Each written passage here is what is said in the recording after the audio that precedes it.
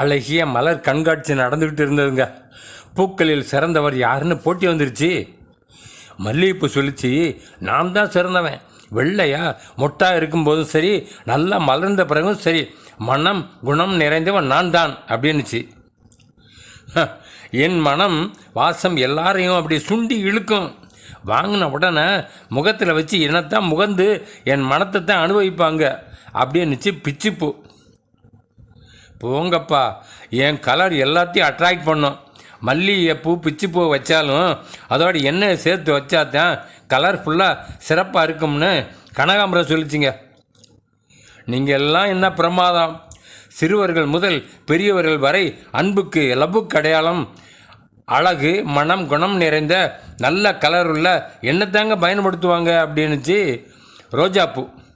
உலகமாக எனக்கா ஒரு டேயை வச்சு செலிப்ரேட் பண்ணிட்டு தெரியுமா உங்களுக்கு? லவ்வர்ஸ் டே அன்னைக்கு என் ரேட்டே தனிங்க என்று தன் புகழ் பாடியது ரோஜாப்பூ. ஸ்டாப், நிறுத்துங்க என்றது செந்தாமரை.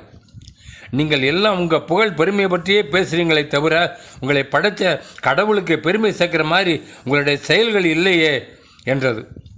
சூரியகாந்தி பூவை பாருங்கள், அளவிலும் பெரியது, வண்ணமயமானது. காலையில் வானத்து சூரியனை பார்த்து மலரும், மாலை வரையிலும் சூரியனை பார்த்து அது போகிற திசையிலும் திரும்பும். அதை பார்க்கும்போது கதிர்களுடன் தோன்றும் சூரியனையே வாழ்க்கையில் பிரதிபலிக்குதுங்க. அதுதாங்க சிறந்த பூ என்று கூறியது செந்தாமரை பூ. அது சொல்கிறது 100க்கு 100 உண்மைதானங்க.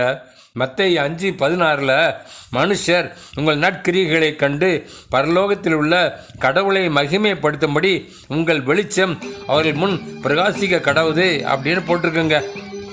அதனால உங்கள் செயல்கள் குணங்கள் வாழ்க்கை முறை மூலமாக கடவுளை பிரதிபலிக்கிறவர்களாக இந்த உலகத்தில் வாழணுங்க. கடவுள் அதை தான் விரும்புகிறாரு. God bless you friends.